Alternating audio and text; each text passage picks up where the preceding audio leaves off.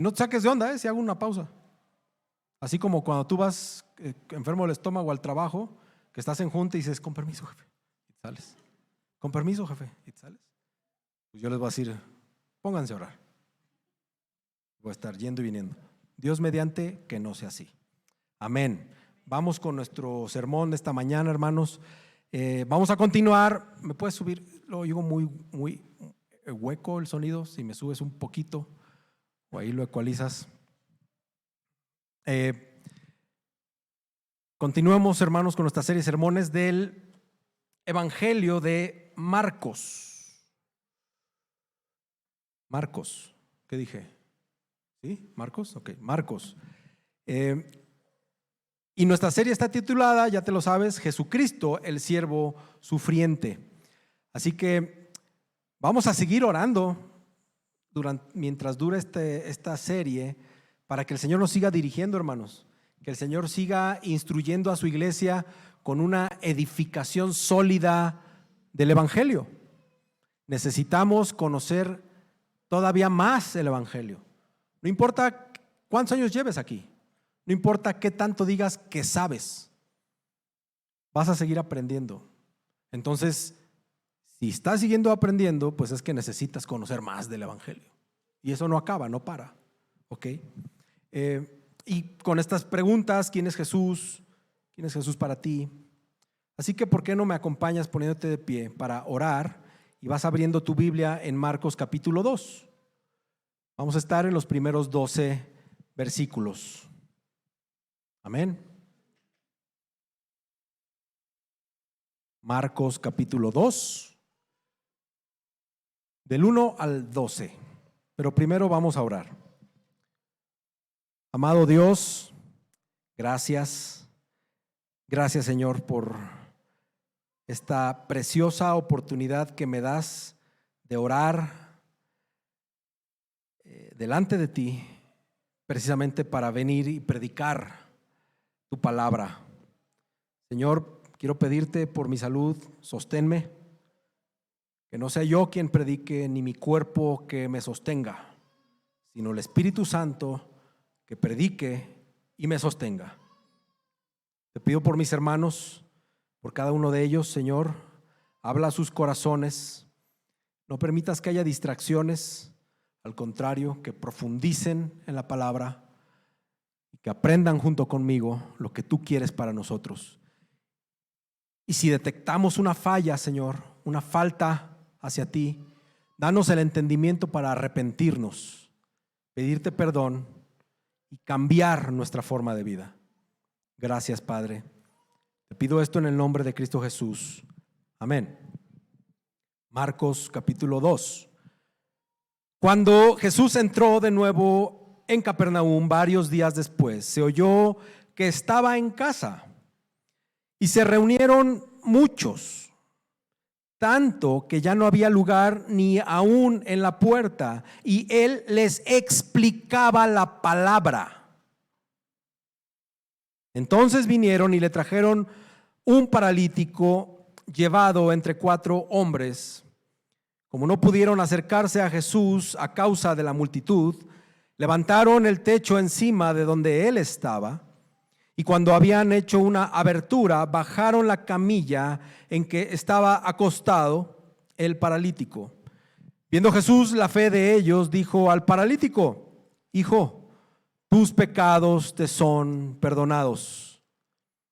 Pero estaban allí sentados algunos de los escribas, los cuales pensaban en sus corazones: ¿por qué habla este así? Está blasfemando. ¿Quién puede perdonar pecados sino solo Dios? Al instante Jesús, conociendo en su espíritu que pensaban de esa manera dentro de sí mismo, les dijo: ¿por qué piensan estas cosas en sus corazones?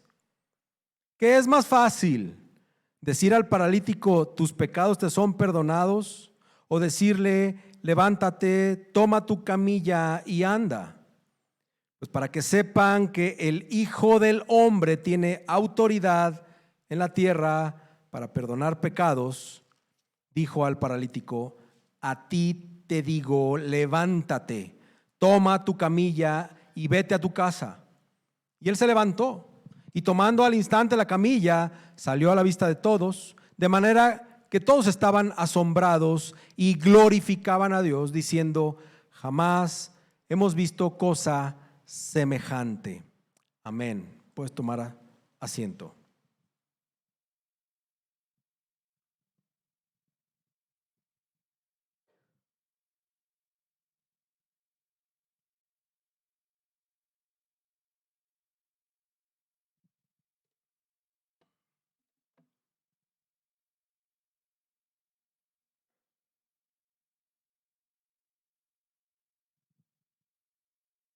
He titulado este sermón: Jesús es quien perdona los pecados. Jesús es quien perdona los pecados. Y el argumento que traigo para ustedes esta mañana es: Jesús es el Hijo del Hombre con poder para perdonar tus pecados. Jesús es el Hijo del Hombre con poder para perdonar tus pecados. Creo que todos nosotros, en algún momento de nuestras vidas, hemos hecho cosas malas. Todos. No creo que haya alguien que no. Hemos hecho cosas incorrectas.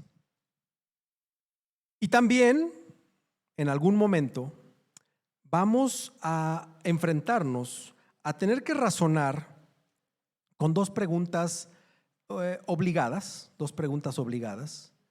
que son preguntas críticas. ¿Puedo ser perdonado de mis pecados? Y la otra es: ¿quién puede perdonar mis pecados? Todo mundo sabe qué es un pecado. Todo mundo sabe el concepto del pecado. Hasta los cantautores que no son cristianos hablan de pecado en sus canciones. Allá afuera todo el mundo dice: es que pecaste, pequé. Y estas preguntas todos se las han hecho. Estas preguntas se las ha hecho un ladrón. Estas preguntas se las ha hecho una mentirosa. Estas preguntas se las ha hecho un mujeriego, también una violadora, un estafador, un adúltero, también un inmoral, una inmoral. Es más, estas preguntas nos las hemos hecho tú y yo. Y nos las hemos hecho en incontables ocasiones, cada vez que hacemos algo indebido. El pecado es nuestro mayor problema. Y el pecado es nuestro peor enemigo, porque el pecado nos separa de Dios, nos deja espiritualmente muertos, y si no obtenemos perdón, resultará el pecado en una muerte segura y eterna en este famosísimo lugar que muchos quieren ir, llamado infierno. El pecado destroza las relaciones. El pecado nos hace pensar de maneras insensatas, perdemos la cabeza.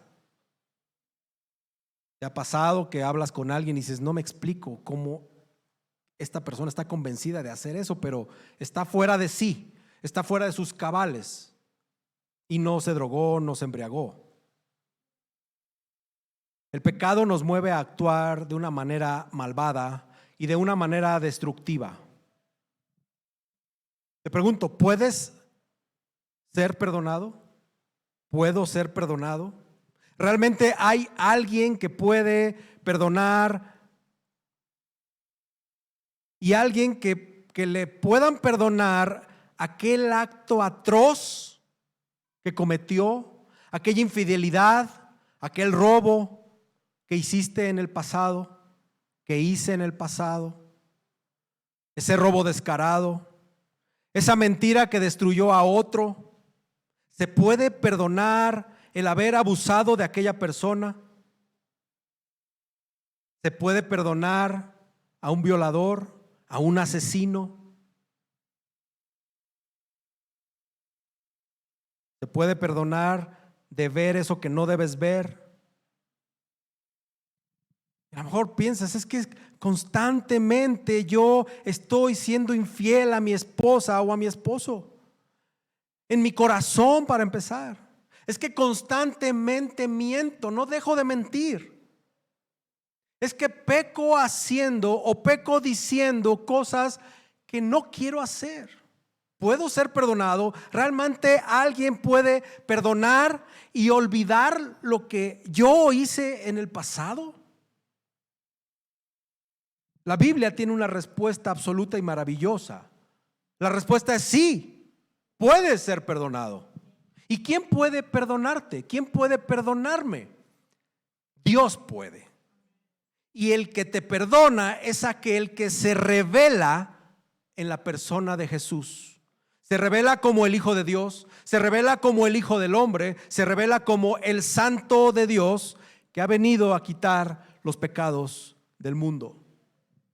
Él es el único que puede liberarnos o librarnos de la pena del pecado, proporcionándonos justificación. Él es el único que puede librarnos del poder del pecado, asegurándonos una santificación. Él es el único que puede librarnos de la presencia del pecado, prometiéndonos una futura glorificación. Entonces, a la luz de quién es Jesús y de lo que Jesús puede hacer, vamos a ver en nuestro pasaje algunas respuestas adecuadas a esto. Quiero darte un poco de contexto. Creo que este es uno de los pasajes de Jesús tal vez más predicados, o uno de los muchos predicados, no lo sé, pero es famoso. El capítulo 1 de Marcos sobresale porque hay una variedad de cosas acerca del ministerio de Jesús. Hay predicación, hay enseñanza, hay curación, hay exorcismo. Y vemos la respuesta de los demás, especialmente cuando Jesús enseña y cuando hace un exorcismo. Y la cuestión que muchos se planteaban ahí continuamente era de por qué ese hombre tenía autoridad, o se cuestionaban la autoridad de Jesús. ¿Con qué derecho él puede o debe hacer y decir estas cosas? En Marcos 1, las palabras y los hechos de Jesús suscitaron muchas preguntas. Y en Marcos 2, la cuestión vaya todavía un paso más allá. En Marcos 1 crece la fama de Jesús como este hacedor de prodigios. Y en Marcos 2 vemos cómo crece su oposición. Y en el pasaje de hoy hay un debate real. Hay una hostilidad que esta hostilidad va a ir en aumento conforme vamos avanzando en los capítulos de este evangelio, hasta culminar con la decisión de que estos líderes religiosos tienen que o encuentran la forma de eliminar a Jesús. O sea, aquí empieza un conflicto y no acaba hasta que ellos encuentran la forma de eliminar a Jesús. Aquí empiezan 5 grandes controversias entre Jesús y los líderes religiosos de la zona, de estos judíos de Galilea. Marcos muestra a un Jesús que era polémico a donde él se paraba. En donde él se paraba había polémica. Jesús presentaba una situación que era nueva y era radicalmente nueva. Jesús introdujo en Israel su forma de pensar que proviene de Dios mismo mediante las escrituras de la época, la revelación de Él, y esto suscitó debates, conflictos y en su momento incluso suscitó su muerte. Así que lo primero que quiero que veamos es que aquellos que sufren pueden acudir a Jesús. Marcos 2, versículos 1 y 2. Cuando Jesús entró de nuevo a Capernaum varios días después, se oyó que estaba en casa y se reunieron muchos, tanto que ya no había lugar ni aún en la puerta, y él les explicaba la palabra. Subraya eso, él les explicaba la palabra. Cuando las personas se enteran que Jesús ha vuelto, muchos se reúnen porque lo quieren escuchar hablar. Y este nuevo suceso, de nuevo en Capernaum, y que sucede aparentemente en la casa de alguien, parece ser que es de alguno de sus discípulos, probablemente pudo haber sido la casa de Simón y Andrés, no sabemos, pero era la casa. y como está escrito, es como de mucha confianza, entonces pudiera ser la casa de alguno de los discípulos. El tema es que ahí se reunieron muchos, no sé cuántos, pero eran tantos que no cabían. No cabía, no había espacio. Inclusive dice que la puerta estaba pues atascada, o sea, no había forma de poder entrar. Tal vez a lo mucho podías escuchar algo, porque Jesús estaba adentro hablando a la gente. Lo curioso de esto, hermanos, es que Jesús no estaba sanando. A diferencia de nuestro capítulo 1, Jesús no estaba sanando. Jesús no estaba curando gente. Jesús estaba enfocado en su misión principal. ¿Te acuerdas cuál es la misión principal de Jesús? Predicar el reino de Dios, hablar a la gente. Y obvio que estas personas estaban interesadas en Jesús, pero quizá por una razón equivocada. Las personas de ahí seguramente querían otro milagro. Oye, estuviste hace unas semanas, unos días atrás, haciendo milagros a todo mundo y ahora te pones a hablar. Y en lugar de eso, pues Jesús predica. Jesús predica. Les predicó el mensaje. Les predicó la palabra. El famoso logos. Y esto implicaba una proclamación de las escrituras, de lo que para nosotros es el Antiguo Testamento. Y esto implicaba la continuación de su llamamiento a arrepiéntanse, crean en el Evangelio, porque ha llegado el reino de Dios. Hermanos, la predicación de la palabra define la esencia del ministerio de Jesús. Más que cualquier otro evento milagroso que haya hecho Jesús, nada está por encima de los eventos que hizo Jesús que la predicación de la palabra. Jesús vino a predicar. Por eso cuando estás aquí, disfruta este momento, porque allá arriba Jesús nos va a predicar, nos va a enseñar, va a hablar. Ya no va a haber necesidad de otras cosas, pero Él va a hablar. Él va a seguir siendo nuestro maestro. Nosotros somos beneficiarios de su ministerio, un ministerio muy bueno, muy bondadoso. Por eso es que necesitamos escuchar necesitamos escuchar la predicación de las Escrituras constantemente. No es cada vez que te levantas temprano y vienes a predicar, a escuchar la predicación. Es siempre. Ni siquiera es un estilo de vida, es la vida para nosotros venir a escuchar a Dios un domingo. Amén. Si tú estás en desesperación actualmente, estás padeciendo desesperación, quizá tú estás viviendo angustias, yo no sé si estás viviendo en sufrimiento. Lo que tú necesitas es escuchar a Jesús predicarte. No va a haber otro recurso que tú conozcas, que te platiquen, que te provea un verdadero alivio. Ni la psicología, ni la automotivación, ni el humanismo, ni la filosofía pueden ni podrán resolver tus dudas existenciales. Solo Jesús. Y lo hace a través de su palabra, y lo hace a través de la predicación de la palabra. Amén. Las personas necesitaban en realidad experimentar perdón, pero no sabían esto. Durante la enseñanza se presentan 4 hombres. Es como si aquí en medio del sermón se presentaran 4 hombres más un paralítico. Hicieron su acto de presencia. Estos 4, al menos los 4, creían que Jesús podía curar a su amigo. Pero, como nos dice el texto, había una gran multitud y entonces ellos no pudieron entrar por la puerta a verlo, y sin inmutarse. No dice la palabra que lo pensaron, que vieron los ángulos del techo, o que dijeron no, pues esto sí es concreto del bueno, o este es lodo del más bueno. No, ellos fueron directo y se subieron al techo. Se subieron por las escaleras exteriores de las típicas casas de la zona. Había una escalera exterior, ¿sí? Llegaron a la azotea.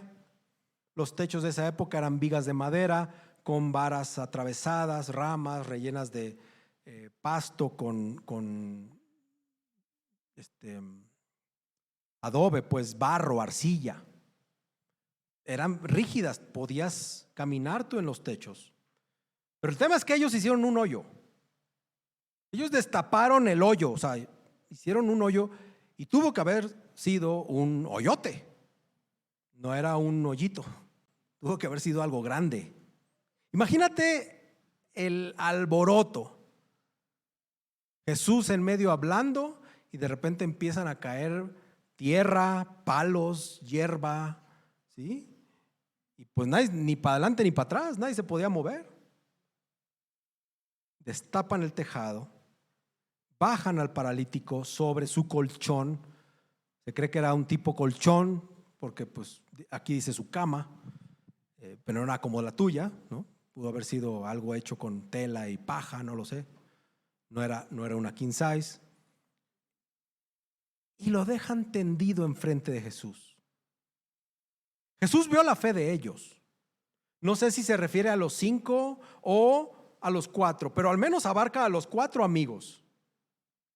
Y como sea, yo puedo pensar que Jesús, nuestro Señor, se impresionó del acto. Fue algo que hicieron que nadie había hecho. Nadie había hecho eso. Y el Señor honró su fe. El Señor derramó misericordia sobre el paralítico. Esta audacia de desarmar un tejado probablemente demuestra fe. Algunos estuvieron allá afuera y decidieron no empujar ni meterse. Así como cuando tú estás en Bellas Artes y te quieres meter entre la gente para ver cómo rapean los chavos de la calle. Algo así, ellos no lo hicieron. Pero otros sí hicieron un hoyo en el techo. Se atrevieron a hacer lo difícil, hicieron lo peligroso, hicieron lo controvertido, con tal de llevar a su amigo ante la presencia de nuestro Señor Jesús. Y la respuesta de Jesús es algo impactante. El Señor se dirige a él como hijo, como un niño, y muestra un afecto y una compasión enormes, compadeciéndose por la situación de ese joven. Y le dice: hijo mío, tus pecados te son perdonados. Esta frase fue sorprendente. Dejó callados a todos. Yo creo que hasta el paralítico. Ahí era paralítico y mudo, porque ¿mis pecados son perdonados? Podríamos haber pensado, si estuviéramos en Marcos 1, que una simple curación de Jesús como las de antes, de levántate y anda, y esta historia sería diferente. Quizá tú has pasado años con ese padecimiento, con ese dolor, con esa angustia, con ese sufrimiento que te impide vivir con normalidad. Oras a Jesús y oras a Jesús, y un día Jesús te responde: Yesenia, tus pecados te son perdonados. ¿En serio? Y esto es interesante porque los hombres no vinieron a Jesús en busca de perdón. Ellos vinieron buscando sanidad. Y obviamente Jesús, en su extensa misericordia, les concede a ambos. Y pudiera pensarse que este sería uno de estos casos donde el pecado personal pudiera estar relacionado, con la enfermedad física y hubiera una relación, pudiera ser, aunque no siempre es así. Tenemos el caso del ciego de Juan 9. Pero el tema es que al ver la situación completita, Jesús mira con amor, y un amor que va más allá de la necesidad superficial del paralítico. Jesús satisfizo su necesidad más profunda. Más profunda.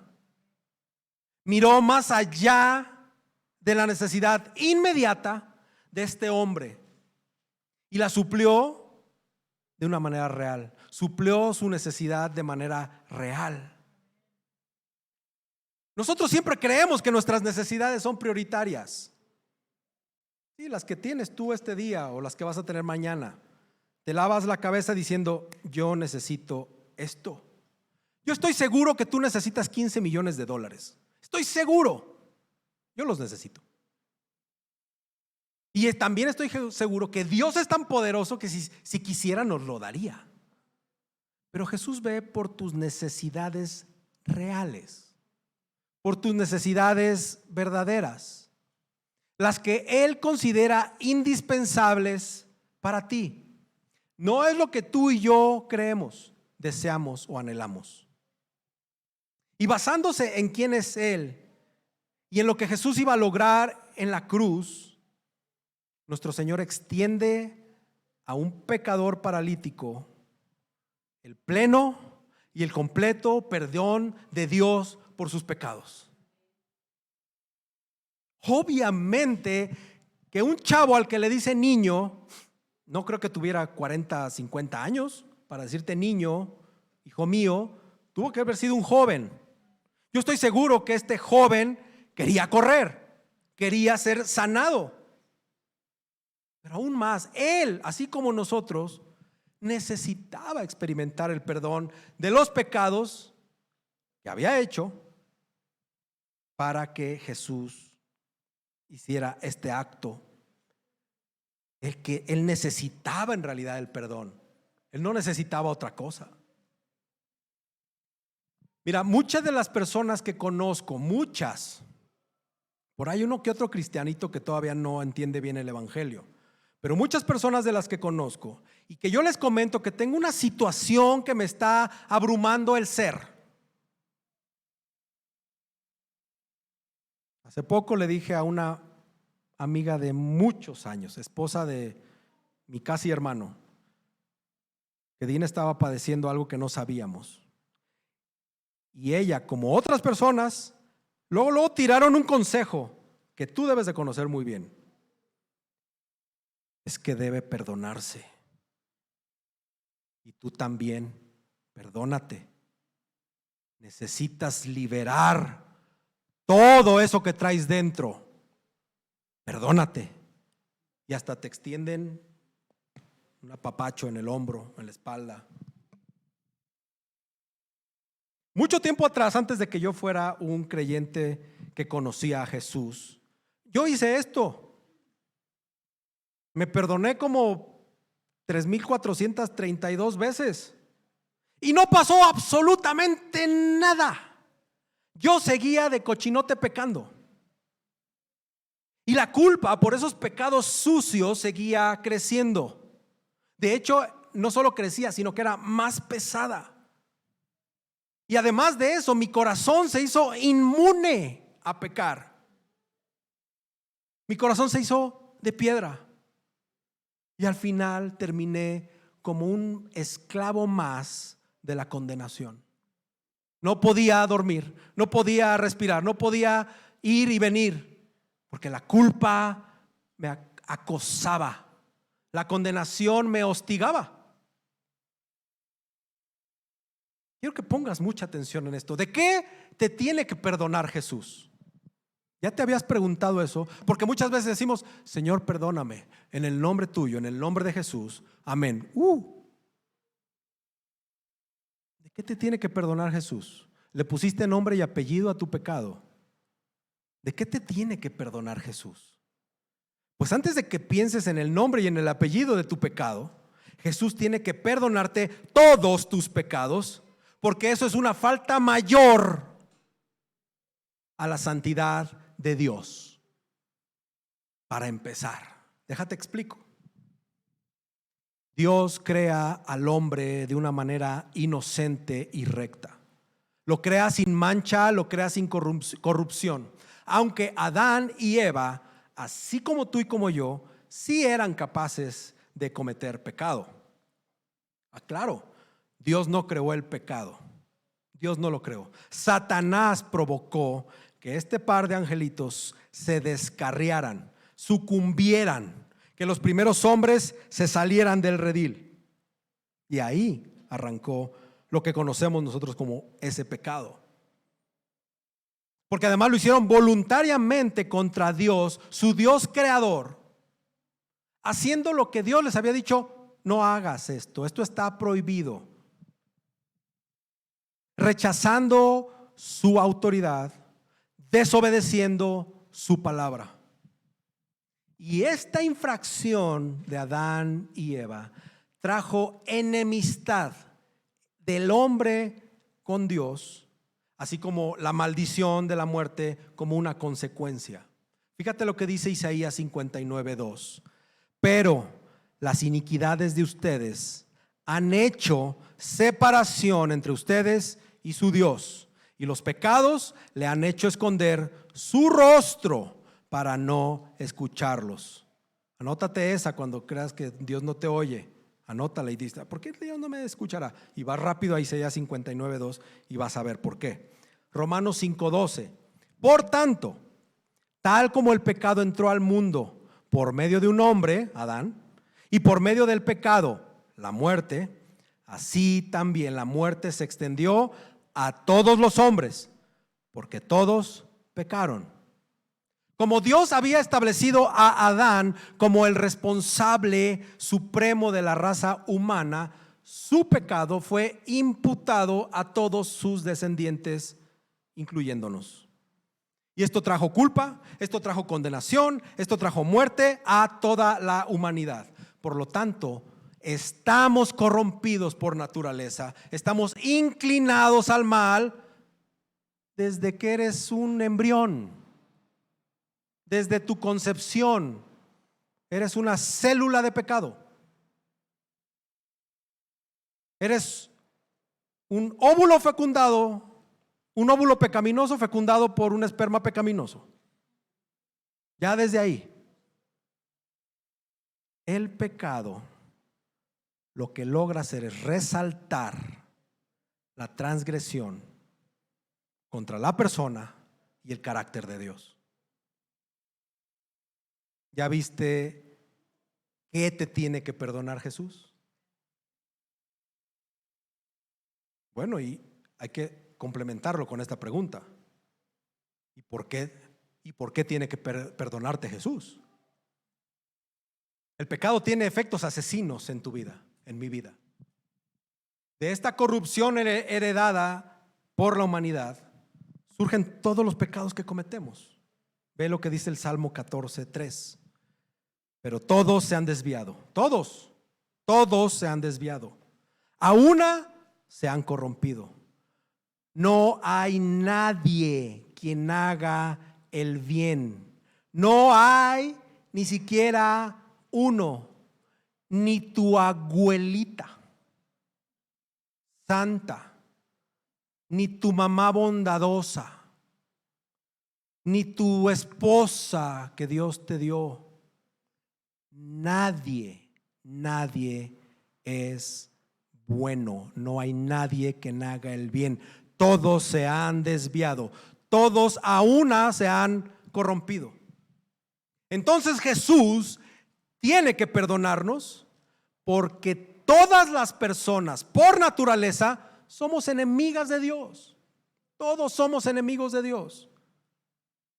Estamos sin Cristo, bajo el poder de Satanás. Aunque no creas en Satanás, aunque tú digas que eso no existe, si tú no estás en Cristo, estás bajo el poder de Satanás. Y estamos sujetos a la maldición de la ley. Y eso nos hace merecedores del castigo eterno. Ninguna parte del hombre está libre de la contaminación del pecado. Ninguna. Tú dices: no, pero es que este dedito me lo hizo Dios muy bonito, este no se ve pecaminoso. Todo lo que tú tienes en tu ser, adentro y afuera, es pecaminoso. Ve lo que dice Romanos 7:18. A ver quién se identifica con esto.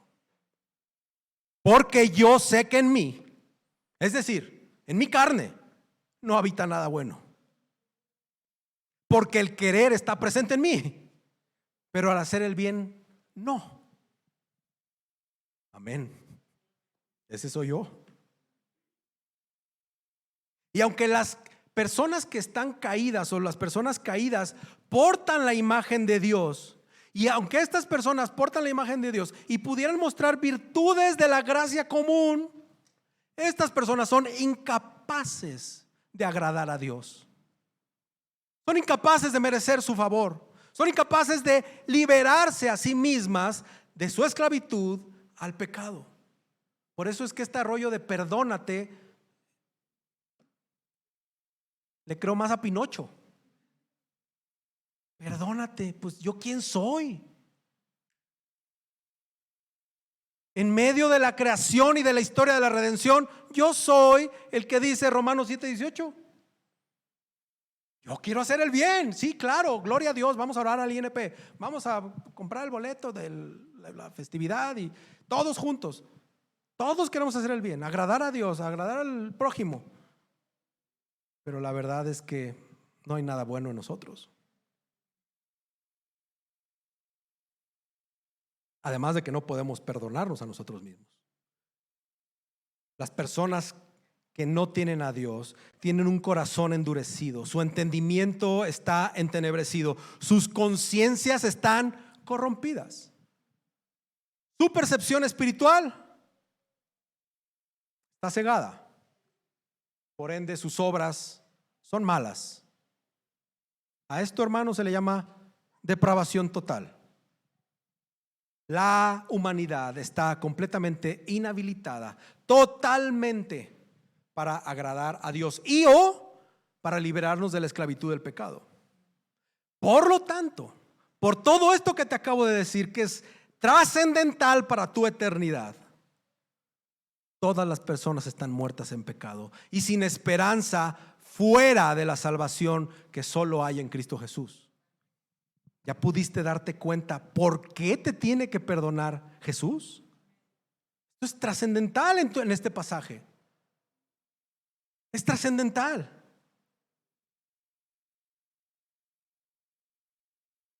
También lo que quiero que veas es que podemos ver a Jesús por lo que realmente es.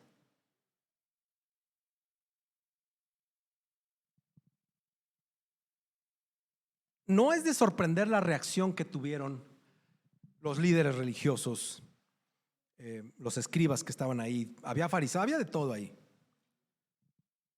Al escuchar a Jesús perdonar el pecado de un paralítico, lo acusaron inmediatamente de blasfemia.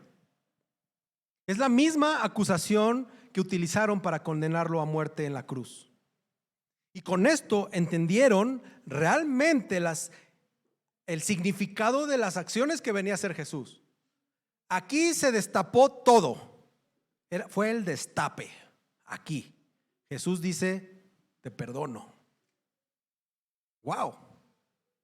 Ellos reconocen que la proclamación del perdón no era un comentario a la ligera, algo pasajero. Era una declaración de deidad. ¿Quién puede perdonar pecados sino solo Dios? Se trataba de una seria acusación que iba a tener consecuencias graves.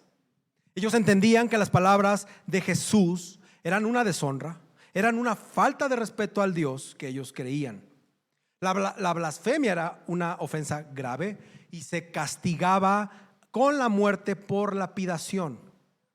Gracias a Dios que aquí la fuente, las piedras están pegadas, pero imagínate, ese era el castigo.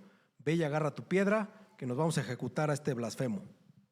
Así era, pero afuera, porque aquí es muy santo para ensuciarlo. Allá. Verdaderamente las palabras de Jesús eran blasfemas, a menos que Él haya sido Dios. Esa es la gran diferencia, de que no eran blasfemas sus palabras. Él tenía toda la autoridad porque Él era Dios. Jesús es Dios. Y sí, los escribas, los fariseos, los saduceos que estaban ahí tenían razón. Solo Dios puede perdonar pecados, y eso es exactamente lo que Jesús está afirmando y lo demuestra momentáneamente sanando a este jovencito. Ya después lo demuestra de una manera contundente y abismal cuando resucita de los muertos. Pero el pensamiento judío de la época, ni siquiera el Mesías podía perdonar pecados.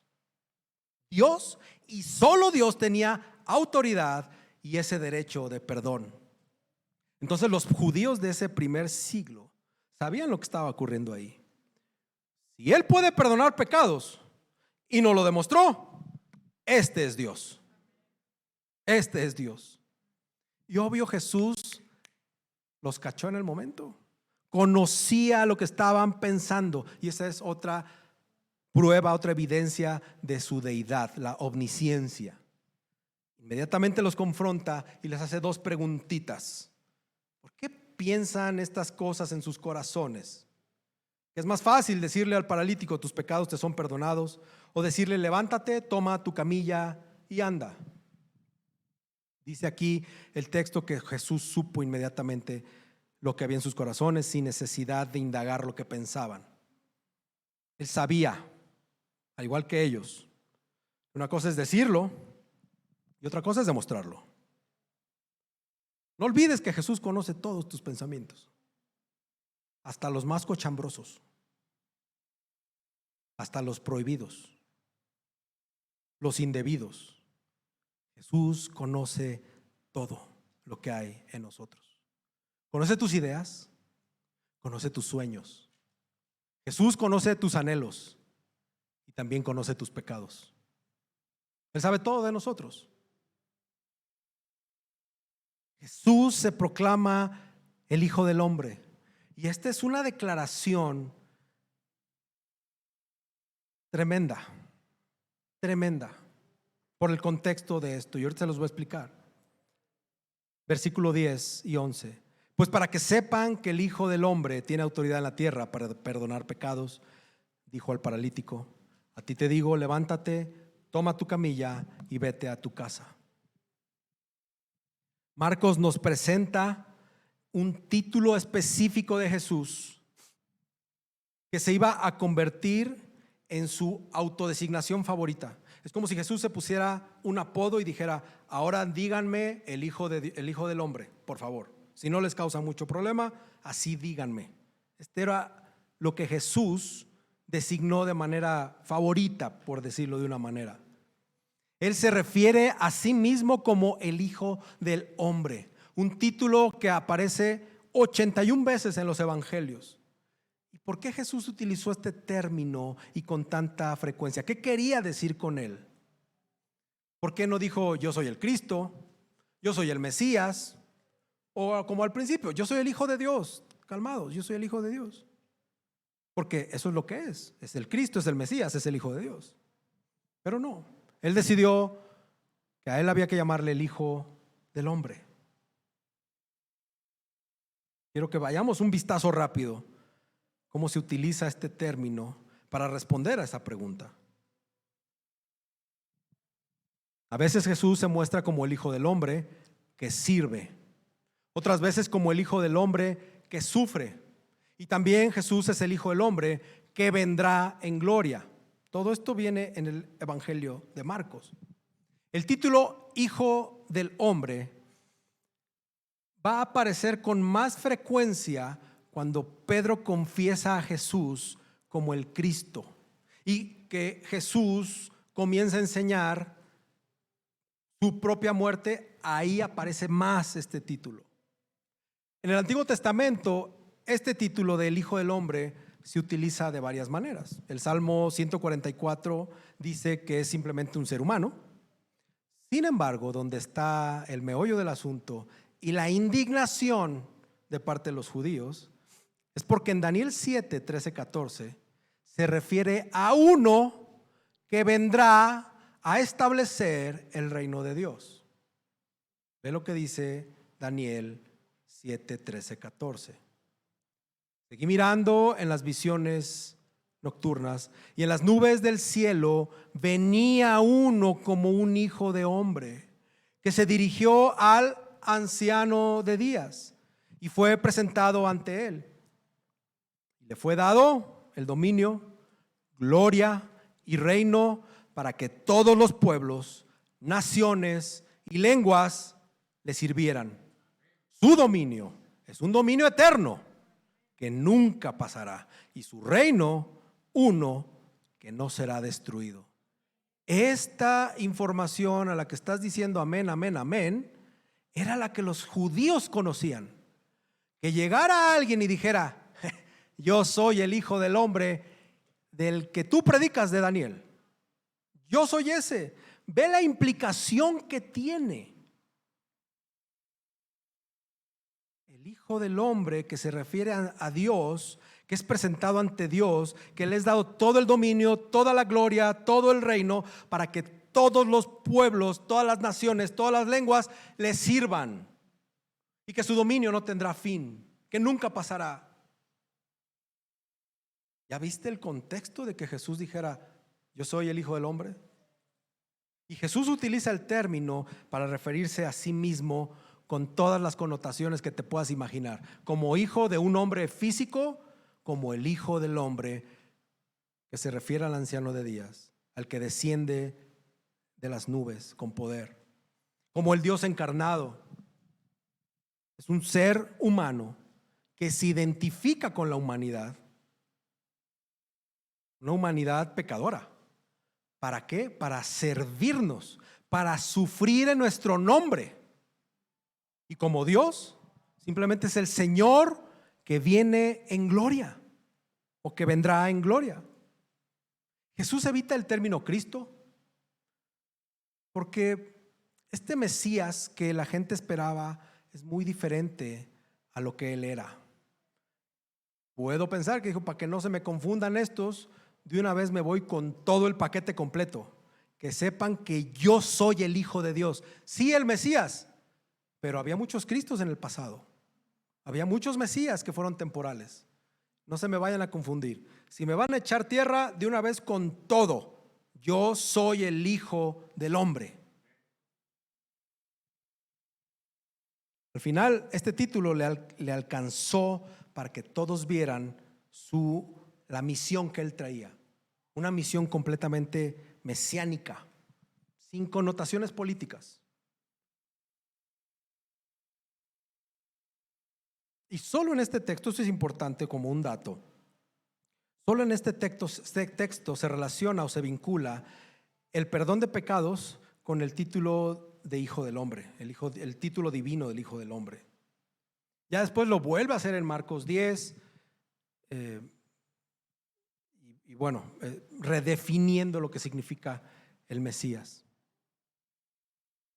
Es importante que sepas esto, porque luego leemos el Hijo del Hombre y tú piensas pues en su papá, ¿no? Pues sí, es hijo de José. O sea, sí, pero no. Va todavía más allá, más allá. Gracias a Dios que tenemos Biblias referenciadas con pasajes paralelos. Entonces, todos los numeritos que te estorban para subrayar tu línea bonita, así perfecta, tiene una razón de ser. Esa A que aparece o ese número, tienes que ir y buscar abajo y decir: mira, esto me está llevando para allá. Gloria a Dios por eso. Finalmente, glorifiquemos a Jesús por lo que Él hace. A pesar de tener oposición religiosa, esta historia acaba con un final feliz. Todos los heridos que van con fe a Jesús no terminan decepcionados. Se nos ha anunciado el perdón, la sanidad radical de un paralítico, y eso fue una señal de que el reino de Dios se había acercado. El paralítico experimentó de primera mano ese cumplimiento de esa promesa de que los cojos iban a participar de alegría cuando viniera la salvación venidera. No era un paralítico nada más porque sí. Tiene una razón de ser que haya sido un paralítico. Isaías 35:6 dice, refiriéndose al Dios venidero: el cojo entonces saltará como un ciervo. A Jesús no se le escapaba nada. Él escribió la Biblia. Él traía el índice aquí. Dijo, acá, vénganse para acá. Esta referencia es para mí y esa es para ti. Wow. Hermanos, un día en el cielo, tu pecado, tu cojera, tu ceguera, tu cáncer, tu disforia, tu diabetes va a desaparecer. Va a desaparecer. Todos los pecados que ves en esta tierra, por muy vergonzosos que sean, no te puedo decir que es normal hacerlo, pero sí es normal tenerlos, por todo lo que te expliqué. Es normal. Hay cristianos verdaderos que tienen disforia de género. Y todo aquel legalista que me haga cara fea, nos sentamos al rato a platicar. Porque así como hay cristianos verdaderos que ven pornografía, hay cristianos verdaderos que violan. Si no me crees, léete el Antiguo Testamento. Los grandes personajes de la historia del Antiguo Testamento eran canela fina. Y el Señor utilizó su miseria. El Señor utilizó todas sus atrocidades para que Él se glorificara, para que Él fuera conocido. Y de paso, te salvo. Wow, somos esos, hermanos. Jesús perdona nuestros pecados. Cuando estos cuates acuden con fe a Jesús, ya dije, el hombre paralítico recibió más de lo que esperaba, pero recibió exactamente lo que él necesitaba. Él recibió el perdón de los pecados. Hermano, que no te importe estar ciego, que no te importe estar paralítico, no importa que tengas una patita más chuequita que la otra o un brazo más largo y eso te haga verte feo. Eso no importa. Feos, guapos, gordos, flacos, chaparros y altos también van a estar en el infierno, como también muchos van a estar en el cielo. Pero para llegar allá necesitas perdón de pecados. No necesitas una patita buena, un ojo biónico, un brazo derechito. ¿Ok? ¿Cuánto puedes vivir en esta tierra? 75, sano, 85, 90 si bien te va. Casos extraños llegan a los 100. ¿Qué es eso? Yo prefiero estar feo y caminar cojo y estar miope y gordo 100 años, pero estar una eternidad con el Señor, sin dolor alguno, sin pena que me aqueje, solo viendo a mi Señor, escuchando de mi Señor, aprendiendo de mi Señor, caminando con ustedes enfrente de mi Señor. Wow. Tú necesitas el perdón de tus pecados.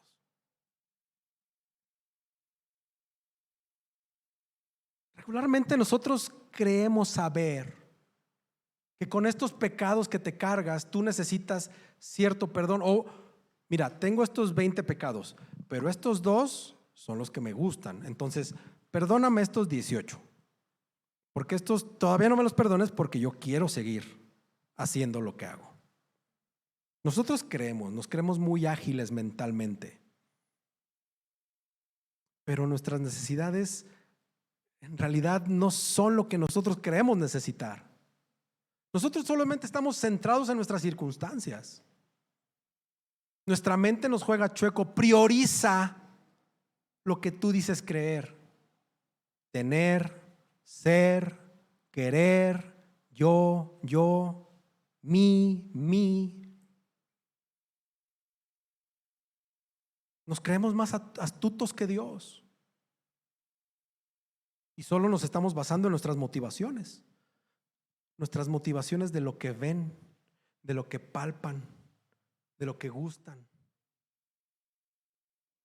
De hecho, el problema es que nos estamos enfrentando a algo superior a nosotros, porque mira, el problema no es tu cónyuge, el problema no es tu soltería, el problema no son tus hijos ni son tus padres, el problema no es el trabajo de que tanto te quejas pero que bien comes de ahí.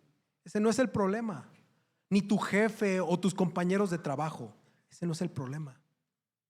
Tu problema tampoco es que te falte dinero o recursos. Tu problema no es que tengas escasez o que no tengas suficiente ingreso. Tú y yo, al igual que ese joven paralítico, nuestra mayor necesidad es Jesús mismo. Jesús vio todo clarito, mucho más claro que el joven, sus amigos y que nosotros. Él utilizó un momento de enseñanza. Fíjate de dónde proviene todo esto.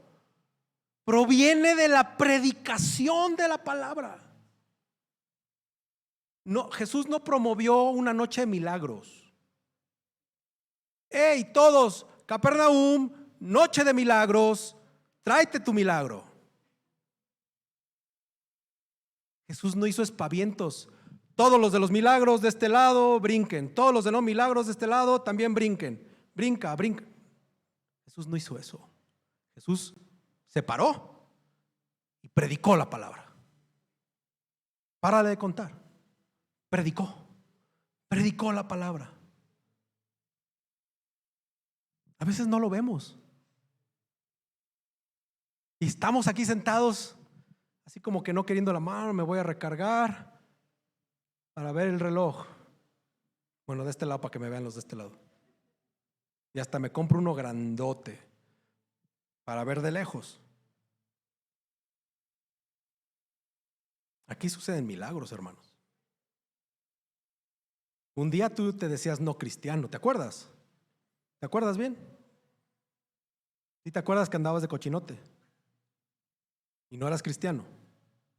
Y un día entraste a una iglesia, te llevaron a una iglesia, te invitaron a jalones y empujones. No sé qué tipo sea de iglesia. Lo único que sé es que alguien predicó la palabra. Y la palabra tiene poder. Y te convenciste. O te dejaron sembrar la semilla y después llegaste a la iglesia, a tu casa y dijiste, a ver, ¿qué es esto de Lamentaciones 3? Y ahí clavaste la cara porque el Señor te atrapó. Jesús perdona los pecados de aquellos que vienen con fe. Jesús sana nuestras enfermedades. Jesús tiene poder. Y a veces, porque nos creemos muy reformados, no sé qué les pasa a los reformados, y me incluyo en muchos ámbitos de mi vida, pero creemos que Jesús no tiene poder, o estamos orando de una manera sin fe, aunque decimos tener fe. Pero es que no, los reformados no decimos, Señor, sáname. Eso que lo digan los pentes. Yo veo en la Biblia gente que está pidiendo un milagro de sanidad. Aquí hay uno. ¿Tú crees que Jesús tiene poder? Sí. Y le pides, Señor, quítame esta gastritis, Señor, quítame la cojera, Señor, quítame lo no físico, no vamos a caer en ese juego de lo chaparro, lo gordo, no. Quítame la diabetes, dame. ¿No has orado que el Señor te dé pulmones nuevos alguna vez en tu vida? ¿Qué tiene de malo hacerlo? Lo hacemos con fe. Como yo he orado porque mis hijos vuelvan, con fe. No le ordeno al Señor, pero tengo fe que lo puede hacer. Y mi esperanza de que a Lalo le den pulmones nuevos o que su hijo y mis hijos vuelvan se va a acabar el día que pase y se cierren las puertas del cielo. Ese día se acaba mi esperanza. Pero mientras, yo tengo esperanza en Cristo. Tengo esperanza en Jesús, que Él te puede sanar. Puede sanar a mi esposa. Puede sanar a Sandy. No sanar a Sandy. Señor puede. Jesús puede. Estos jóvenes fueron con fe y el Señor los recompensó. Recompensó esa fe. Amén. Quiero concluir con esto. O sea, dije finalmente antes porque era el último punto. Esto es la conclusión. Ya me vas conociendo. Y si no, pues ¿para qué me invitan? Yo venía enfermo. ¿Qué te enseña este texto sobre Dios? Si partimos que la Biblia es la revelación de Dios de forma escrita, entonces tendríamos que preocuparnos primero por lo que enseña la Biblia de nosotros. No tendríamos que preocuparnos por eso. Tendríamos que preocuparnos primero por lo que Dios enseña de Él. Muchos toman este texto y dicen, decláralo. O sea, estos cuates no declararon nada, pero seguro pensaron en una declaración. Ahí está la sanidad, no la ves, no la ves, mírala, mírala, mírala. Y tú así ¿dónde? Decláralo. No. Lo que he tratado de hacer esta mañana es mostrarte a Jesús primero. Que veas quién es Jesús. Que Jesús predicaba. Que Jesús tiene poder. Y si te sana, gloria a Dios. Pero lo más importante lo hizo con este jovencito: perdonarle sus pecados.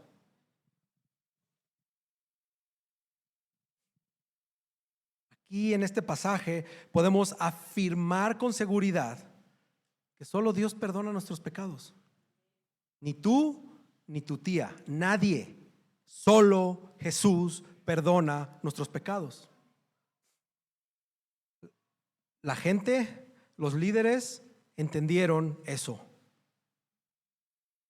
Algo que también puedes aprender de este pasaje es que Dios es compasivo. Dios es compasivo. Hermanos, Dios es compasivo. ¿Puedes entender esto? Dios se especializa en los heridos por el pecado. Dios se especializa en los heridos, en los dolidos por el pecado.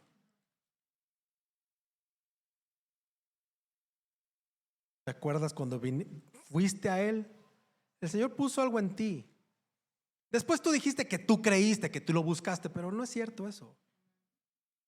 El Señor ya te había agarrado. Empezó a regenerarte, te puso el Espíritu Santo. Y tú te crees la historia de que tú lo buscaste. Pero bueno, el punto no es ese. El punto es que si te acuerdas ese día que viniste con Él, con humildad, no la humildad de que tú lo buscaste, ese es orgullo, con la humildad de tu necesidad, de tu pecado, de tu dolor. ¿Te acuerdas ese día? Señor, cambia mi matrimonio. Señor, restaura mi matrimonio. Padre, cambia a mi esposa. Padre, cambia a mi esposo. ¿Te acuerdas? Bueno, los casados se acuerdan. Porque aquí no hay ni un casado, salvo algunas excepciones, pero les va a tocar, que no haya orado eso. Cálmense, esposas. Todos. ¿Quién no ha orado por sus hijos? ¿Quién ha orado por su salud? ¿Quién no ha orado y ha venido con eso? Entendamos que Jesús es compasivo. Jesús es compasivo por estos heridos de pecado. Eso aprendemos de este texto. También aprendemos que Dios honra a los que acuden con Él con fe, a Él con fe. Dios honra a estas personas que creen en Él. No es que te va a abrir la puerta del coche. Simplemente te honra con su perdón. Te honra con su salvación. Te honra en ya no ver lo que hace, sino ver a su Hijo. El Señor te honra. También aprendemos del texto sobre la humanidad pecadora. Nosotros no necesitamos salud física. Si la queremos, la merecemos quizá. Nosotros necesitamos perdón espiritual.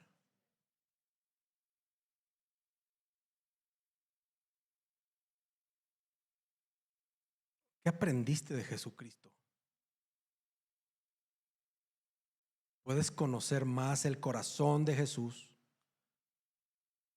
en su forma de actuar. Estás conociendo a Dios. Mientras tú estudias a Jesús, conoces a Dios directamente. El carácter del Señor no está escondido. Está revelado en el carácter de Jesús, del Hijo. Vamos a aprender su carácter, su amor, su compasión, su cercanía, el perdón que extendió, la salvación espiritual, la autoridad de callarle la boca a las personas que lo acusaban de blasfemia, diciéndoles, mira, ya nomás, o sea, ya lo perdoné, pero nada más por si las dudas, ahí te va. ¿Cómo te está llamando Dios a hacer algo? ¿Qué tienes que hacer? ¿Cómo este texto cambia tu forma de vivir? Hermanos, tenemos que actuar con fe. Así como estos hombres que abrieron un hoyo en el techo. Tenemos que actuar glorificando a Dios. Mira, yo no sé si las personas al final todas glorificaban a Dios. Bueno, dice que glorificaban a Dios. Yo no sé si estos eran realmente sinceros, porque acuérdate que ellos querían milagritos. Ya vieron el espectáculo y vamos a pensar bien de ellos, y sí glorificaron a Dios. Conociéndome, conociéndote, conociéndonos, seguramente hubo uno que dijo ahí de bueno, sí, gloria a Dios, pero yo quiero más acción. A ver, ¿dónde están los demonios? Manifiéstate. Así somos. Pero eso no es lo que el texto quiere de nosotros. Quiere que glorifiquemos a Dios por todo lo que hace Jesús por nosotros. Y la mejor respuesta es la adoración. Esto que vienes a hacer aquí todos los domingos. Venir y cantar, venir y orar, venir y escuchar, venir y congregarte y convivir. Hermanos, acabo con esto. Jesús no solo perdonó tus pecados. Jesús demuestra que Él tiene el poder que solo le pertenece a Él para revelar cualquier secreto del corazón. Esto lo dijo Juan Crisóstomo. Solo quiero decirte, si Jesús es el Dios que perdona los pecados, pues entonces ahora tenemos que terminar con unas preguntas y respondérnoslas. ¿Jesús es tu Dios? ¿Jesús ha perdonado tus pecados? Y si no, este es el momento perfecto para arrepentirte. Este es el momento perfecto para pedir perdón por tus pecados. La palabra dice que Él es fiel y justo para perdonarnos. Confiésense de corazón. Él lo hará. Él lo hará. Y si estás aquí no es casualidad. Él va a ser tu Dios. Así de fácil. No necesitas al Papa, al intermediario, a mí, a nadie. Solo confiésate con honestidad y Él te va a escuchar. Si tú has puesto tu confianza en el Hijo y lo has declarado como tu Rey y como tu Salvador y te ha perdonado, ahora estás unido a Él y su amor por ti no va a cambiar nunca. No se trata de hacer buenas obras. Dios no te va a amar más si tú te portas mejor. Tampoco te va a amar menos si tú te vuelves a tropezar. Su amor y su bondad no depende de tu comportamiento. Su amor y bondad depende de esta unión que tenemos con su Hijo, dada por gracia y no en tu bondad o en tus obras. Toda la obra completita es de Jesús. Todo el perdón dado por Jesús, el siervo, Hijo de Dios, que vino a sufrir por su pueblo. Todo lo que hizo es por la autoridad que tiene Él como Dios mismo. Amén. Señor, en esta tarde queremos poner en tus manos nuestros corazones, nuestras vidas, Señor.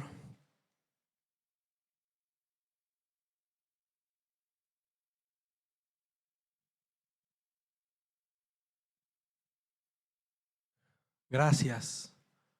Gracias por tu palabra. Gracias, Señor. Padre, queremos confesarte que a veces no hemos creído en ti.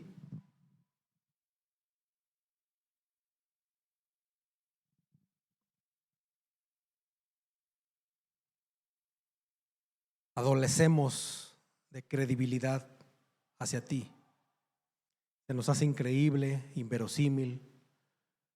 Nos hacen falta ver más milagros para poder creerte. Si tan solo sanas a mi esposa, entonces yo te serviré.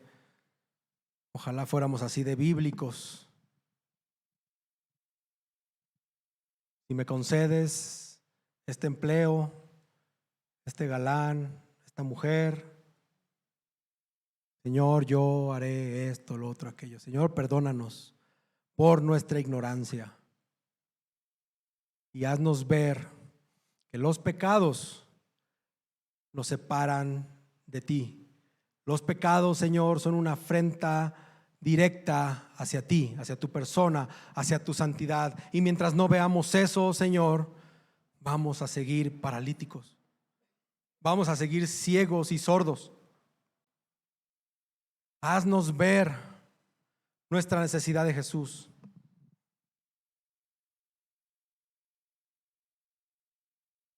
Haznos ver nuestra necesidad de seguir a Jesús y nuestra necesidad de depositar nuestra fe en Jesús. Gracias, Señor. Gracias por tu fidelidad, porque sé que nos escuchas y sé que eres bueno, Padre. Nos amas. En el nombre de Jesús, Padre. Gracias por permitirme predicar, Señor.